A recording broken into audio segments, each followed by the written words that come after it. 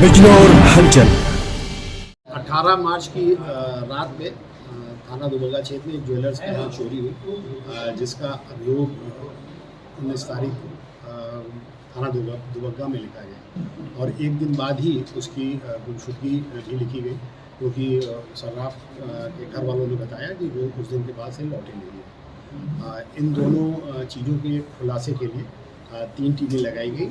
इसमें इंस्पेक्टर दुबग्गा की टीम थी और डीसीपी वेस्ट की क्राइम ब्रांच सर्विलांस टीम लगी और एसीपी काकोरी की टीम लगी और इसका पूरा पर्यवेक्षण जो है वो एडीसीपी धनंजय जो पश्चिम के डीसीपी हैं उनके द्वारा किया गया। और काफ़ी प्रयासों के बाद जब ये टीम अपना प्रयास कर रही थी, इसी बीच 23 तारीख को एक डेड बॉडी घेला पुल के पास मिली, जिसकी पहचान बाद में जो सर्राफा जिनके यहाँ चोरी हुई थी, जिनका नाम रूप नारायण सोनी था, उसके रूप में थे। इसके बाद इन तीनों ने लगातार प्रयास करके सर्विलांस और मुखबिर और सीसीटीवी कैमरे का सहारा लेकर इसका अनावरण किया और इसकी अनावरण की शुरुआत उस चोरी से किया। उस चोरी की एक सीसीटीवी फुटेज मिली, जिसमें कुछ चोर संदिग्ध जो थे वो चोरी करते हुए दिखाई दे रहे थे।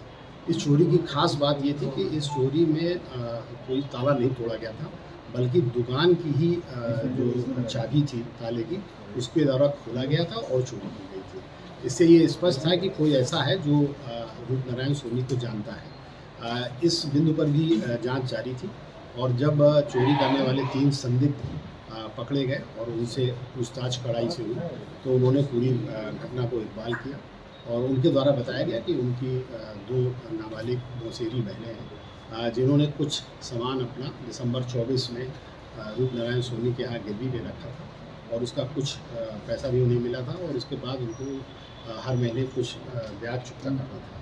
तो फरवरी के महीने का ब्याज चुकता न करने के बाद रूप नारायण सोनी द्वारा जो है इनको परेशान किया जाने लगा, इन लड़कियों को, और घर में आके 2-3 बार उसने काफ़ी हंगामा दी और इसी बीच उसका फ़ोन से भी वो लगातार इन लड़कियों को परेशान करता था और उसने जो लड़कियां थीं, जो नाबालिग लड़कियां थीं, उनसे एक इंडिसेंट प्रपोजल भी रखा। ये बात जो है वो इन लड़कियों ने ज़्यादा परेशान होकर अपने मौसेरे भाइयों को बताई। उन मौसेरे भाइयों और इन्होंने मिलकर एक षड्यंत्र रचा और उसको रूप नारायण सोनी को लगातार फ़ोन से अपने घर बुलाया, जो कि दुबग्गा क्षेत्र में ही उनका घर था। और उसके बाद वहाँ पर जैसे ही वो पहुँचा, उसकी ईंट से जो है मार के हत्या कर दी। हत्या करने के बाद उसको जो है ये एक एम्बुलेंस में लेके घेला पुल गए और घेला पुल से उसको नीचे फेंक दिया और उसके जेब में जो चाबी थी, क्योंकि वो दुकान बंद करके सीधे आया था, उस चाबी से ले गए और चाबी से उन्होंने उसकी दुकान की और उसमें चोरी की और चोरी करने के बाद फिर वो भाग गए। इसमें जो अभियुक्त आए, इसमें गोलू और विनय 2 सगे भाई हैं और उनका मामा का लड़का है हंसराज और 2 नाबालिग कर्मचारी हैं जो भी बिल्कुल मौसेरी हैं। इनको सबको गिरफ्तार करके और बाल कर्मचारी जो हैं उनको विशेष न्यायालय में पेश किया जाएगा और इनको गिरफ्तार करके जेल भेजा जा रहा है 3 लोगों को। और जो बरामदगी हुई है इसमें करीब 5 किलो 260 ग्राम चांदी है और 143 ग्राम सोना है और जो वाला कत्ल जिससे उन्हें मारा था वो भी बरामद हुआ है। जो एम्बुलेंस से नारायण सोनी की डेड बॉडी को घेला पुल ले गए थे वो भी बरामद की गई।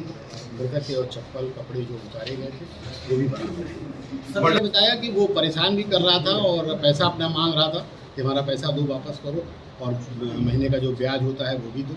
इसके अलावा उसने बातचीत में उनसे कुछ इंडिसेंट प्रपोजल भी रखे और जिससे परेशान होकर इन महिलाओं ने, इन बच्चियों ने अपने भाई से ये बात बताई। उसके बाद रखी थी, इसी को दिन रात चलाते थे और ये जो प्राइवेट अस्पताल हैं उनमें इनका अपना टाइप था, तो मरीजों को ले जाता है।